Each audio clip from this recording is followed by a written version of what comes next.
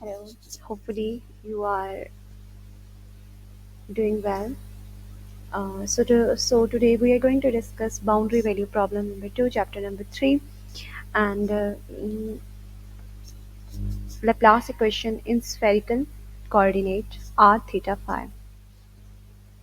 या किसी भी बुक से पढ़ सकते हैं, जैसे कि जैक्सन की बुक है, ग्रिफिथ्स की बुक है, और भी इस तरह की इलेक्ट्रोडायनेमिक्स की बहुत सारी बुक्स होंगी, बहुत सारे ऑथर्स की बुक्स होंगी। आप उसमें से ये टॉपिक भी पढ़ सकते हैं, वहाँ से भी पढ़ सकते हैं, और यहाँ पे ये मैंने कुछ नोट्स बनाए हैं, उन सभी में हम डिस्कस करते हैं। जो चीज़ आपको समझ नहीं आती वो मुझे आप कमेंट बॉक्स में मेंशन कर देंगे, तो मैं आपको वो क्लियर कर दूँगी। Okay, let's start. Laplace equation in spherical coordinate from Gauss's law का हमें पता है। गाउसेस लॉ में क्या था हमारे पास कि divergence of electric field is equal to rho over epsilon naught, and electric field is negative gradient of the potential, right. अगर हम यही वैल्यू ई की यहाँ पर सब्स्टिट्यूट कर दें, तो del dot del will be del square phi and rho over epsilon naught. Sorry, I didn't mention minus here. Minus भी यहाँ आएगा, राइट। आगे चलें तो यहाँ पर अगर हम कोई ऐसे रीजन लेते हैं जहाँ पर हमारे पास रो जो है वो ज़ीरो है, हमें जो है ना वो यहाँ पर लेप्लास इक्वेशन से मतलब है, तो ये तो हमारे पास पॉइसन इक्वेशन बनी है ना।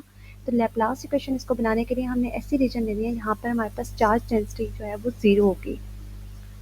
Current density charge density zero होगी, तो हमारे पास चार्ज डेंसिटी जहाँ पर ज़ीरो होगी वहाँ पर हमारे पास ये इक्वेशन जो है ये कन्वर्ट हो जाएगी लेप्लास इक्वेशन में, ठीक है।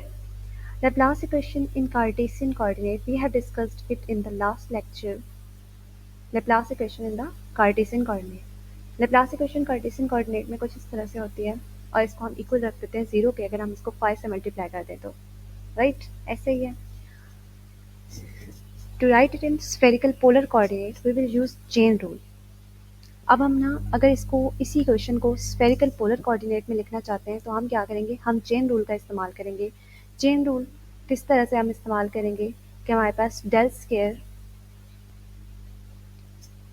ओके, यहाँ पर हम चेन रूल का इस्तेमाल करेंगे, लेकिन उससे पहले हम लेप्लास सॉरी डेल स्क्वायर को हम स्फेरिकल पोलर कोऑर्डिनेट में लिखते हैं। डेल स्क्वायर हमारे पास स्फेरिकल पोलर कोऑर्डिनेट में हम किस तरह से लिखते हैं, one over r square partial square over partial r square into r, इसको कुछ लोग डेल भी बोलते हैं, ठीक है, तो इसमें कंफ्यूज होने की ज़रूरत नहीं है। Plus one over r square sine theta partial और partial theta sine theta partial और partial theta plus one over r square sine square theta partial square और पार्शियल फाइव स्क्वायर।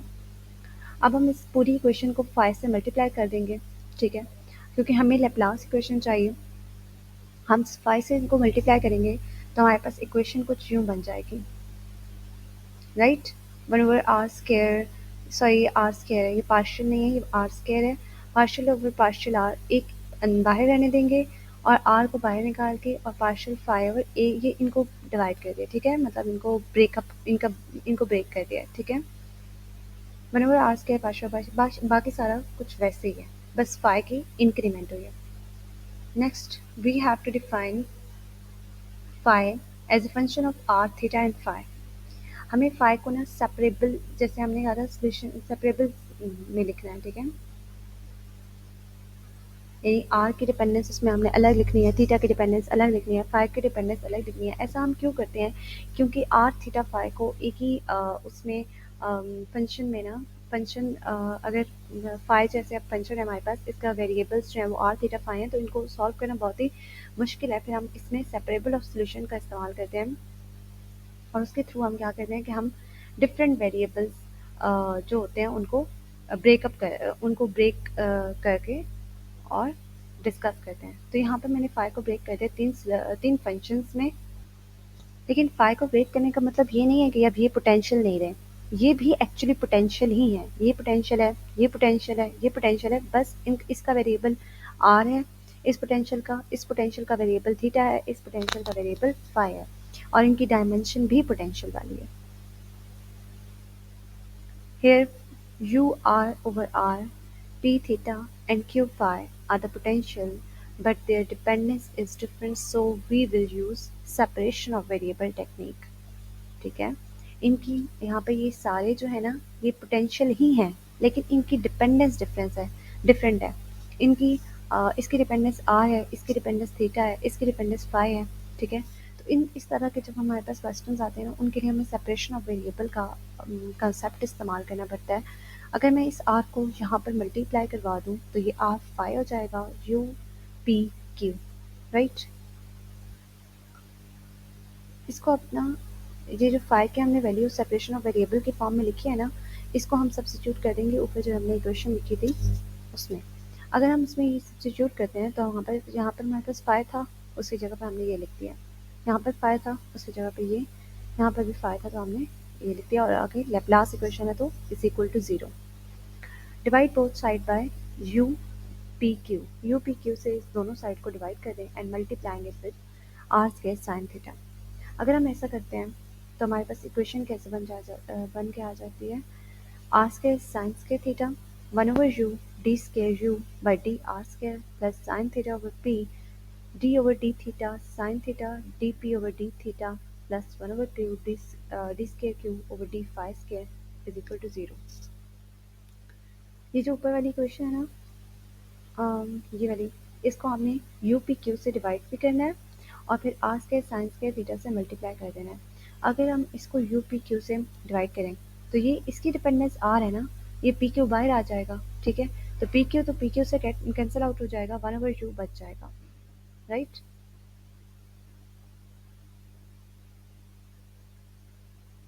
ये इस तरह से। अब चूंकि इनकी डिपेंडेंस जो है ना, वो ओनली वन वेरिएबल पर है, सिर्फ एक ही वेरिएबल पर है। इसकी डिपेंडेंस आर पर है, इसकी डिपेंडेंस थीटा पर है, इसकी डिपेंडेंस फाइव पर है। तो हम इनको टोटल डेरिवेटिव में भी लिख सकते हैं। हम पार्शियल में लिख रहे थे ना, क्योंकि वहाँ पर हमारे पास फाई का इस्तेमाल हो रहा था, और फाई जो है वो आर थीटा फाई पे डिपेंड करती है। ठीक है? यहाँ पर हमारे पास जो है ना, ये यू जो है वो सिर्फ आर पे डिपेंडेंट है, पी जो है वो थीटा पे डिपेंडेंट है, क्यू जो है वो फाई पे डिपेंडेंट है। तो हम यहाँ पर पार्शियल डेरिवेटिव को टोटल डेरिवेटिव में कन्वर्ट कर सकते हैं। So our equation will reduce to this form. We are going to take third term of the equation 1 because it is totally dependent on the phi, right? It is totally independent of the other variables. ठीक है? हम इस equation में से ना, question number 1 में से third term को इस्तेमाल करने जा रहे हैं। थर्ड टर्म कौन सी है? 1/q d square cube over d five square. इसको आप क्यों इस्तेमाल कर रहे हैं? क्योंकि इसमें देखें आर और थीटा की कोई डिपेंडेंस नहीं है। अगर आप इसमें आ जाए ना, तो इसमें हमारे पास थीटा की डिपेंडेंस है, इसमें आर की डिपेंडेंस है, लेकिन इसमें थीटा भी है। तो यहाँ पर इसको नहीं इस्तेमाल कर सकते, इसको इस्तेमाल करेंगे, थर्ड टर्म को। थर्ड टर्म को अगर हम इस्तेमाल करें,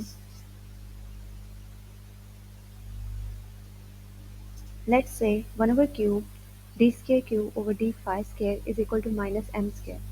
अगर हम फॉर एग्जाम्पल कहते हैं कि हमारे पास जो थर्ड टर्म है वो माइनस एम स्क्वायर के इक्वल है, लेकिन हमें क्या चाहिए? राइट हैंड साइड 0 चाहिए ना।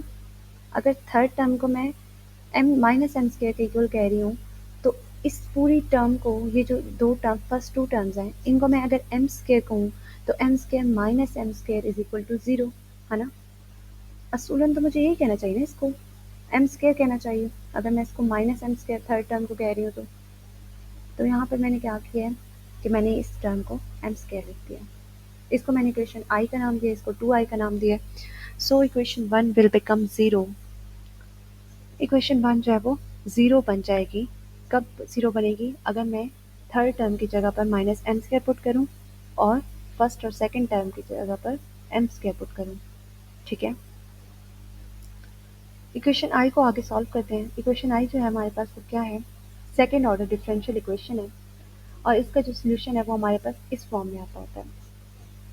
आपने ऑर्डिनरी डिफरेंशियल इक्वेशंस पढ़ी होंगी। ऑर्डिनरी डिफरेंशियल इक्वेशंस का फुल कोर्स पढ़ाया जाता है बीएस में।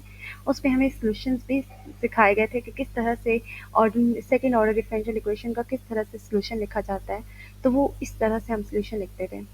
क्यू एम फाई, जो हमारे पास हम वेरिएबल जो फंक्शन इस्तेमाल करे होंगे ना, उसको क्यू एम फाई, इसकी डिपेंडेंस किस पे है? फाई पे। एक्सपोनेंशियल प्लस माइनस आयोटा यहाँ पे क्यों आया? प्लस माइनस आयोटा, आयोटा क्यों आया? क्योंकि यहाँ पर माइनस का साइन है। अगर माइनस का साइन ना होता तो फिर आयोटा आते ही ना। Plus minus iota m phi. Here m is the constant, but in geometries where the full range of phi is allowed, m must be an integer. इस इक्वेशन में m जो है वो कांस्टेंट है, लेकिन अगर हम कोई ऐसी ज्योमेट्री लेकिन अगर हम किसी स्पेसिफिक ज्योमेट्री को ले रहे हैं जिसमें हमारे पास फाई जो है उसकी रेंज अलाउ है, उसकी फुल रेंज अलाउ है, फुल रेंज फाई की हमारे पास क्या होती है 0 to 2 पाई। अगर वो फुल रेंज अलाउड है तो फिर हमारे पास m जो होगा वो इंटीजर होगा। इंटीजर्स कौन से होते हैं? 1 2 3। नेक्स्ट इसमें हमारे पास जो है ना, यहाँ पर मैंने थोड़ी सी डिटेल लिखी है कि अगर फाई जो है वो एजिमुथल एंगल है, where phi is azimuthal angle, it varies from 0 to 2 pi like on the spheres. At all the points you have constant potential. The sphere is made of many circles. If each circle is having a single value of potential, then on all the circles the potential will be same. यहाँ पर मैंने क्या लिखा है कि यहाँ पर जो फाई है वो हम एजिमुथल एंगल ले रहे हैं। एजिमुथल एंगल ले रहे हैं तो उसकी जो वेरिएशन है वो 0 to 2 पाई होगी। अगर 0 to 2 पाई है तो हमारे पास m इंटीजर होगा, और हमारे पास एक जो स्फेयर होता है ना उस पर पोटेंशियल उस पर वो सर्कल से छोटे-छोटे सर्कल से मिलके बनता है। जब छोटे-छोटे सर्कल से मिलके बनेगा तो हमारे पास जो एक सर्कल के ऊपर अगर हम पोटेंशियल फाइंड आउट कर लेते हैं ना, तो वही सेम पोटेंशियल जो है वो दूसरे सर्कल पे भी होगा। देखिए मैंने ये थोड़े छोटे-छोटे सर्कल्स बनाए भी हैं, कोशिश भी की है। तो ये हर इसके ये छोटे-छोटे सर्कल से मिलके बना है स्फीयर, ठीक है? तो यहाँ पर अगर हम एक सिंगल सर्कल का ना पॉइंट फाइंड कर लेना पोटेंशियल, तो हम सारे स्फीयर का मतलब पोटेंशियल हमने फाइंड कर लिया, और वो पोटेंशियल जो है वो हर सर्कल के लिए सेम रहेगा। Now equation two, equation number one I को तो हमने सॉल्व भी कर लिया, उसको हमने जब डिस्कस किया उसको मैंने आपका उसको सेकंड ऑर्डर डिफरेंशियल इक्वेशन के फॉर्म में लिखा था, फिर हमने उसका सोल्यूशन भी लिख लिया था क्यू एम इंटू फाइव ई की power plus minus iota m five. अब यहाँ पर हमें इक्वेशन टू आई को सॉल्व करना है। इक्वेशन टू आई हमारे पास क्या है, ये इसको एम स्क्वायर के इक्वल हमने लिखा था। R square sine square theta one over u d square u by d r square plus sine theta over p d over d theta sine theta d p over d theta is equal to m square. Divide both side by sine square theta. अब चूंकि मैं चाहती हूँ कि ये एक ही variable में हो जाए, ये एक ही वेरिएबल में कब होगा, सिंगल वेरिएबल में ये कब होगा, अगर मैं इस चीज़ को ना ख़त्म कर दूँ यहाँ से। ये कब ख़त्म होगी? अगर मैं इस पूरी इक्वेशन को साइन स्क्वायर थीटा से डिवाइड कर दूँ। अगर मैं साइंस के थीटा से इसको डिवाइड करती हूँ, जब मैं इसे साइंस के थीटा से डिवाइड करती हूँ तो यहाँ पर मेरे पास ये सिंपल वन वेरिएबल में आ जाएगा, क्योंकि ये तो कैंसिल हो जाएगी। यहाँ से ये साइन थीटा कैंसिल हो जाएगा, नीचे साइन थीटा एक बच जाएगा क्योंकि साइंस के थीटा से हम डिवाइड कर रहे थे, और यहाँ पर साइंस के थीटा डिवाइड हो जाएगा, राइट? सॉरी सॉरी,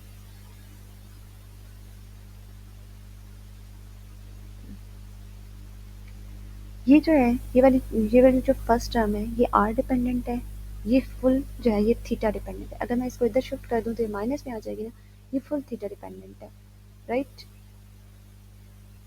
अगर हम आर डिपेंडेंट टर्म को सॉल्व करना चाहें तो मैं इसको इक्वल रख दूंगी अल्फा स्क्वायर के। अगर मैं इसको अल्फा स्क्वायर के इक्वल रखती हूँ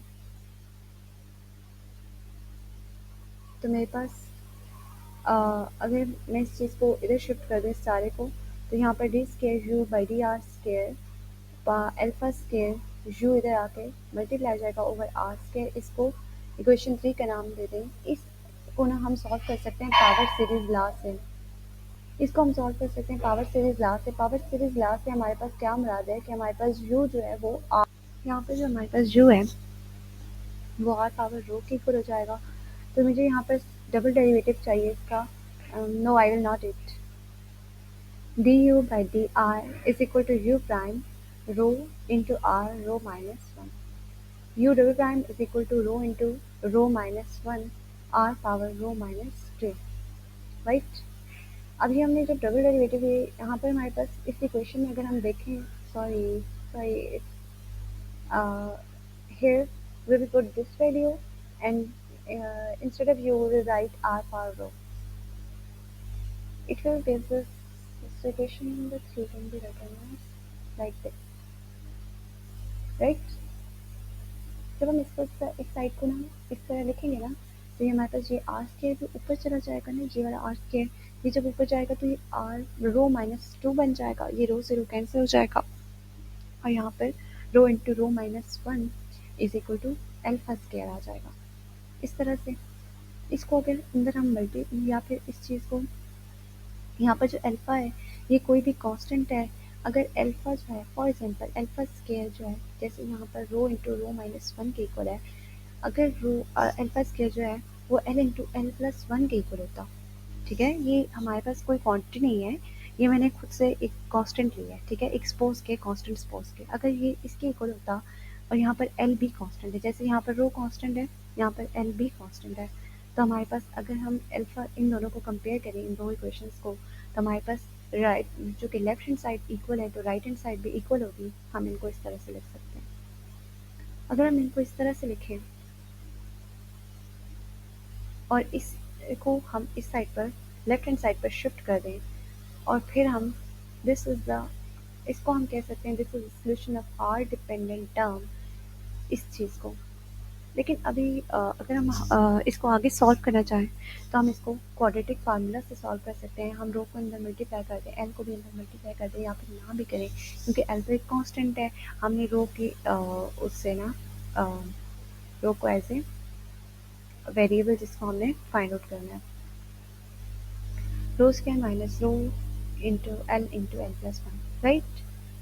जब यहाँ पर हम क्वाड्रेटिक फार्मूला लगाएंगे तो हमारे पास ये कुछ इस तरह की सिचुएशन बन जाएगी, और हम रो पॉजिटिव और रो नेगेटिव फाइंड कर लेंगे, रो पॉजिटिव और रो नेगेटिव फाइंड आउट करके हम इसको u r into a r power rho positive plus b into r rho minus rho negative, sorry, u r is equal to a r power rho positive हमारे पास l plus one value दे रहा था, और rho negative हमारे पास minus l value दे रहा था, तो हम यहाँ पर सब्सिट्यूट कर देंगे। अगर हम आगे जाएं, as radius dependent part is radius dependent part हमारे पास कौन सा था, यू ओवर आर, फाई का radius dependent part u over r के इक्वल था ना, बाकी एक पी थीटा था और एक क्यू फाई था।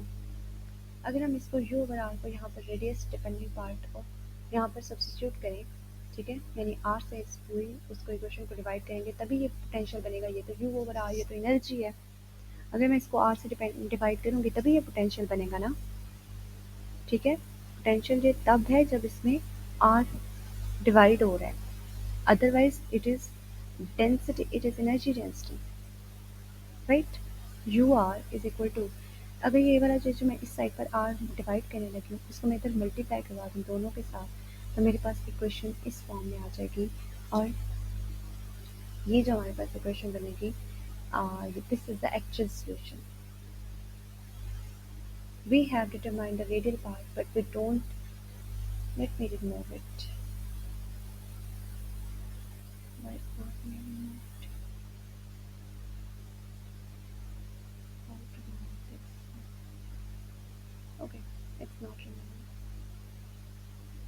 it's not removed.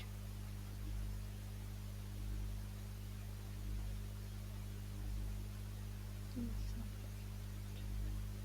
I'm sorry. Okay. So he's saying we have determined the radial part, but we don't actually know L.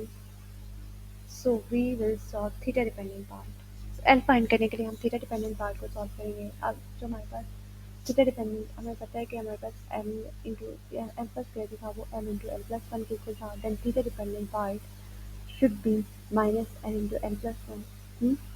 ऐसी बात है, अगर इसको मैं कहती हूँ थीटा डिपेंडेंट पार्ट को minus l into l plus one के इक्वल अगर मैं रखती हूँ, तो multiply p on both side, दोनों साइड से पी को मल्टीप्लाई कर दें, दोनों साइड से जब तक पी को मल्टीप्लाई करेंगे और इस चीज़ को इधर लेके आएंगे तो हमारे पास इक्वेशन कुछ इस तरह से बन जाएगी।